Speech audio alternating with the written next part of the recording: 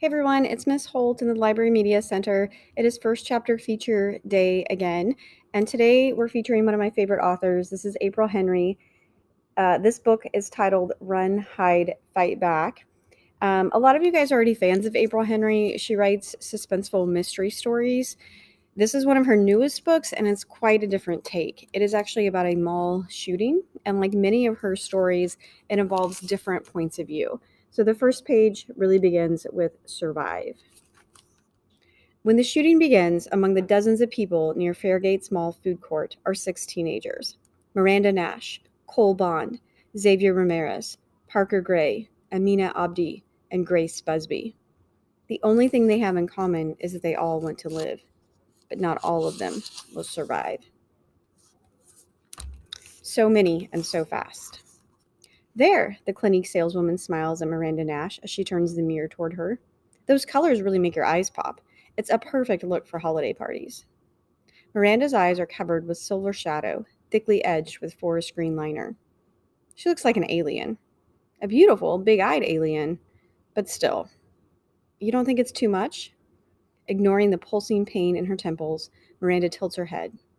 In the mirror, the pale girl with the dark hair and eyes does the same. It's a statement look, but it suits you. The saleswoman reminds Miranda of her mom. Older, but still pretty, and holding on to her prettiness with both hands, fingernails dug in. The saleswoman had sized her up when she approached the counter.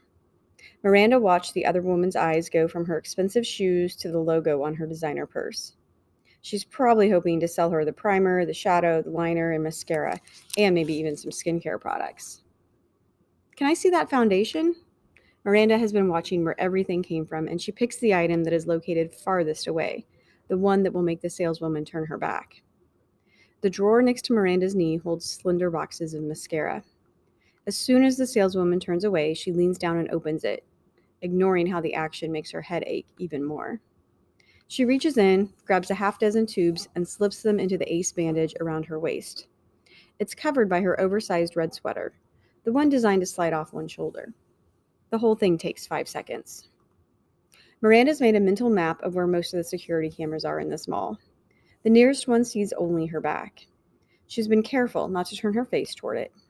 With any luck, they won't even notice that anything's been stolen until they take inventory.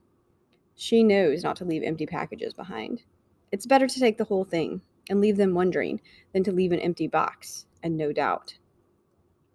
To throw the saleswoman off the scent, Miranda spends an extra 5 minutes pretending to weigh the pros and the cons of the various products. I'm going to have to think about it, she finally tells the saleswoman. I want to see how it looks by the end of the night. A flash of irritation is quickly masked by a professional smile that doesn't quite reach the saleswoman's eyes. Of course. She's probably thinking that Miranda just wanted a free makeover so she could attend some party, and that even if she comes back to buy anything, all the products will be credited to some other sales clerk, that she's just wasted a half hour. Guilt pinches Miranda. But she has to do this. She has to, because she's getting sicker and sicker. And it's still an hour until she's supposed to meet Matthew. How can she take the edge off? Maybe coffee will help. Down the main hall is a perk me up. I'll have a 16-ounce latte, she says to the barista, with 2 extra shots. The woman makes a face. That's a total of 4 shots. She should try living in Miranda's head, someone in there with a hammer. Yeah, I know, but that's what I want.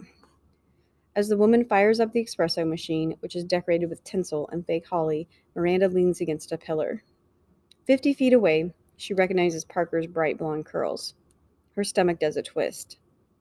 After what happened a few weeks ago, she doesn't want to have to talk to him, to see the look in his eyes. Luckily, he has his back to her. He's with a couple other guys from the wrestling team. They're getting up from a table, making no attempt to clean the mess of half-eaten food they're leaving behind. Theatrically, Parker raises a napkin over his head, gives it a little shake, and lets it fall to the floor. His audience is not only his buddies, but a brown-skinned guy in a green apron. Parker's friends laugh. The busboy just looks at the floor and grips his cart. Miranda sees him clench his jaw. In case Parker turns around, she moves to the other side of the pillar and leans against it, ignoring how the ace bandage digs into her waist. The move puts her closer to the bell ringer from the Salvation Army, who is standing next to a red kettle, bearing a slogan that reads like a bumper sticker. Together, we can make a difference. The old woman would certainly make a difference if she would stop her incessant ding, ding, ding. The noise pings around inside Miranda's aching head. At a table about 20 feet away, a mother and a daughter are both eating apples. It's weird to see such healthy food when everyone around them is consuming stuff that's deep fried or covered with melted cheese, or both. The two look like twins, separated by 25 years, both with dark eyes and long brown hair. The girl's hair is held back with a white headband, while her mother's hangs loose. They're even dressed alike, in jeans and button-down shirts. They lean toward each other, both of them smiling, trading words back and forth, gesturing with their long-fingered hands. What would it be like to be that close to your mom? Miranda wonders. And would she like it? Since they're dressed so similarly, she wonders if they wear each other's clothes, and if so, how the girl feels about that. At home, Miranda has learned to hide anything she likes, which annoys her mom. Not that you can tell by her expression. She's had so much Botox that her face can't get angry anymore. Her happiest moments are when a stranger asks if she's Miranda's sister. The rich girl's mom is lifting her apple for another bite when a bright red splotch about the size of a fist appears on her chest. Miranda blinks. The red spot is growing, like a magic trick she doesn't understand. Then she registers the sounds, nearly lost in the white noise of Christmas music and 100 conversations. Pop, pop, pop. A man in a blue plaid shirt clutches his arm. A skinny old woman falls, her walker and her Jamba Juice cup flying out in front of her. The sounds are gunshots. So many and so fast she can't count them. Miranda looks back at the girl's mom. She's tilting. Her eyes are wide and blood is bubbling between her lips. And then Miranda realizes that's what's on the woman's chest. Blood. Okay, if you'd like to read more, you can check this out of our library or on Overdrive. It's Run, Hide, Fight Back by April Henry. Thanks for joining me.